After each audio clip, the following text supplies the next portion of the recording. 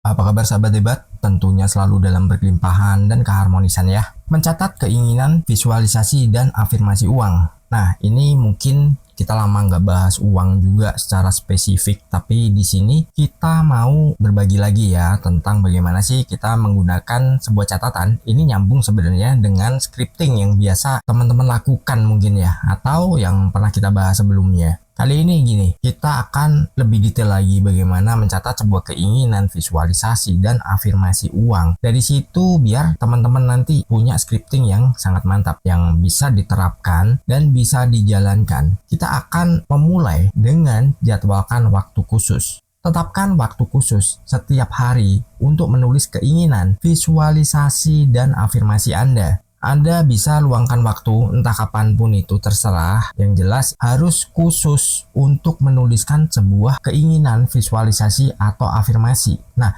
di sini yang pengen saya tegaskan adalah bukan keinginan kalau saya begini, kalau saya begitu, kalau begini, kalau begitu. Bukan seperti itu. Atau saya akan begini, saya akan begitu. Bukan seperti itu juga. Tapi kita membuat waktu khusus yang kita gunakan untuk menuliskan segala sesuatu yang kita inginkan. Itu adalah sesuatu yang kita rasa sudah didapatkan dan itu sudah kita miliki. Dengan begitu apa? Pikiran bawah sadar kita akan membaca memang kondisi hidup kita seperti itu. Dan kita juga dalam menulis itu melakukan sebuah visualisasi dan itu harus ada penegasan yang artinya itu adalah kita juga berafirmasi bahwa kita bisa, kita mampu, dan kita sudah memiliki semuanya. Jadi begini, kenapa harus ada waktu khusus? Karena biar kita belajar disiplin. Ketika kita belajar disiplin untuk menerapkan ya mungkin scripting ya kita nyebutnya, itu justru akan membuat kita jauh lebih mantap lagi dan itu akan membuat kita jauh lebih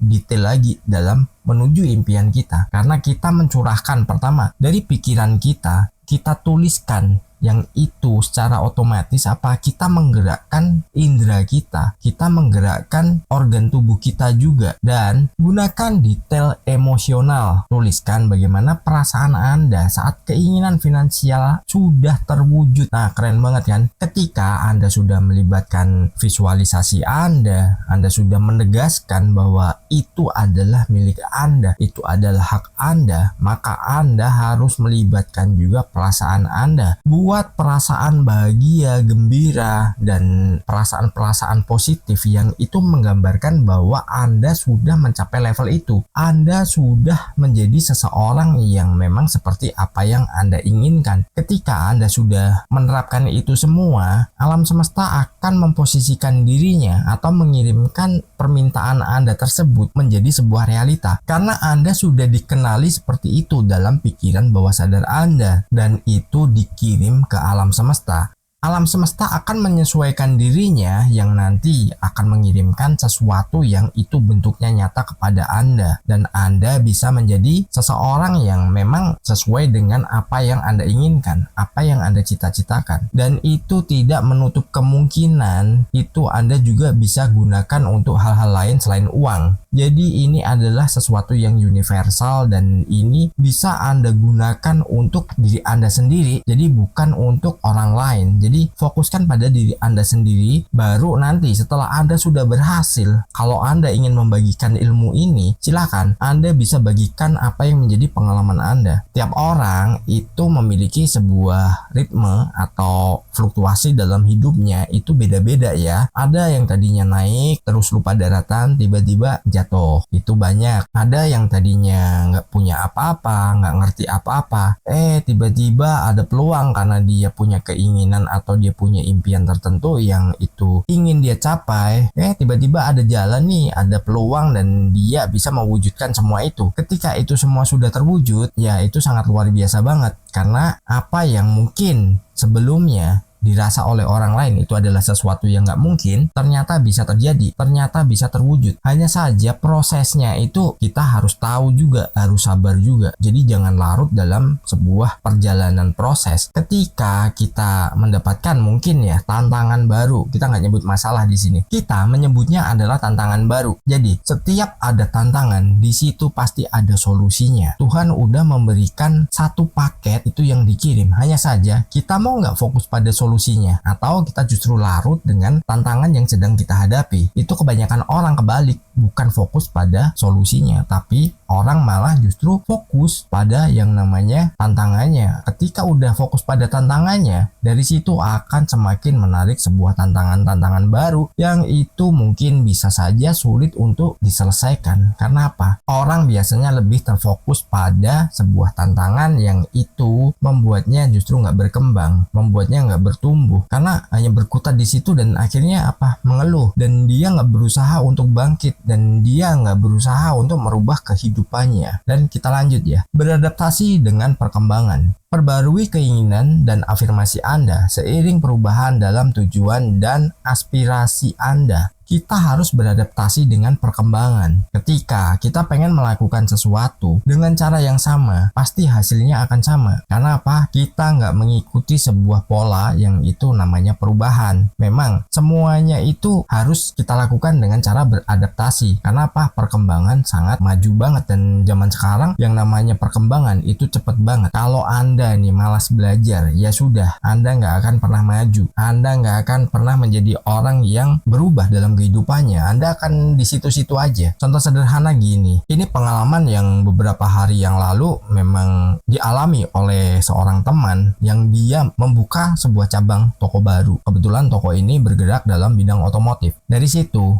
dirinya bingung nih, rekrutmen untuk teknisi bagaimana. Dan akhirnya setelah melakukan cara yang mungkin baru ya, dia nggak pasang iklan di media massa karena udah nggak ada ya, jarang banget sekarang ada koran juga. Dia menempuh jalur digital. Dia mencari atau merekrut karyawan barunya sebagai teknisi itu melalui sebuah lowongan yang dia buka di sosial media. Dan akhirnya ada orang yang mau melamar kerja di situ dengan aturan-aturan tertentu. Sebenarnya aturannya enak banget, dibebaskan untuk memilih, ada dua alternatif. Ketika sudah diterima nih orang yang pertama, hanya suruh menunggu beberapa waktu aja, dan itu nantinya hanya menunggu pemasangan listrik untuk naik daya yang bisa digunakan untuk alat-alat yang sudah ada di situ. Bahkan untuk alat udah puluhan juta dia beli, hanya saja menunggu giliran untuk menaikkan daya listrik. Orang pertama yang udah tadinya masuk di situ, akhirnya apa? Dia mengundurkan diri, nggak jadi, padahal baru beberapa hari. Itu udah menutup impiannya sendiri. Kenapa? Dia nggak beradaptasi dengan yang namanya perkembangan nanti yang akan maju. Bisnis otomotif makin lama akan semakin rame, dan akhirnya apa? Ada orang yang masuk lagi, orang yang kedua. Dia disuruh belajar, dikasih fasilitas nih internet, lu belajar nih di sini, lu kembangin gimana caranya. Dan akhirnya apa? Karena orangnya nggak mau beradaptasi dengan perkembangan, karena sekarang era teknologi yang bisa kita belajar dari mana aja. Dan akhirnya apa? Orangnya mengundurkan diri juga. Dan sebelum mengundurkan diri, tepat hari ini sebelum video ini dibuat, itu ada dua customer datang. Yang satu udah ditangani teknisi satunya, yang satu lagi diserahkan ke anak yang baru. Sedangkan anak yang baru ini dia kebingungan hanya untuk memasang aki. Nah, itu sebenarnya hal sepele yang bisa kita pelajari, mau dari YouTube, mau dari Google,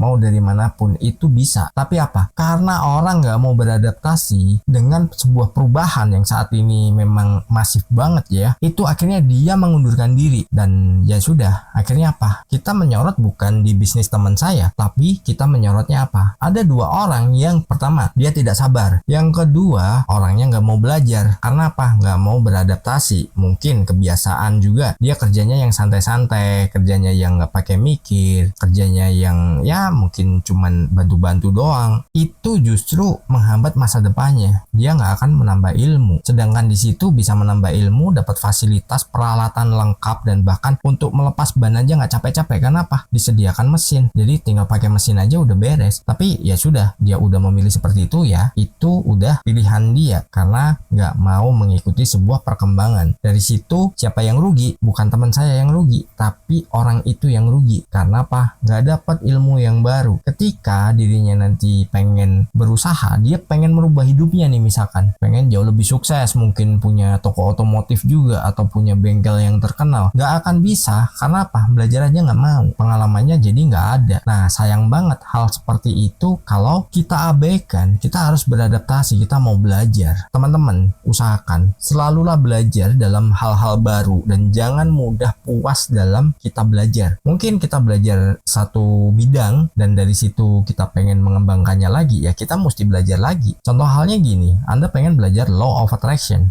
Banyak channel yang membahas law of attraction dan Anda bebas memilihnya dari mana. Ya silahkan aja Anda mau kombinasikan dari apa yang saya bagikan atau Anda akan abaikan, ya itu hak Anda juga. Nggak ada yang salah karena semuanya benar. Dan itu ya nanti Anda sendiri yang menikmati bagaimana perubahan dalam hidup Anda. Teman-teman, beradaptasilah untuk sebuah perubahan dalam kehidupan Anda. Kita harus tetap konsisten. Jadi, Anda bisa menuliskan keinginan dan afirmasi Anda secara konsisten setiap hari untuk memperkuat dampaknya. Jadi, mungkin ada pengalaman-pengalaman yang itu perubahan positif yang Anda alami hari ini. Anda bisa menulisnya di jurnal syukur ya. Saya pernah membagikan kalau nggak salah ya. Anda bisa download, cetak, nanti Anda bisa gunakan itu setiap hari sebelum tidur, bisa menuliskan jurnal syukur dan Anda konsisten. Ya, paling nggak 5 hal yang perlu Anda syukuri setiap hari dari Anda bangun tidur sampai nanti sebelum tidur. Itu apa aja? Mungkin Anda dapat bonus, mungkin Anda dapat peluang-peluang baru, atau Anda mendapatkan sebuah hadiah atau peristiwa apapun yang Anda alami. Nah, dengan begitu apa? Anda akan menjadi orang yang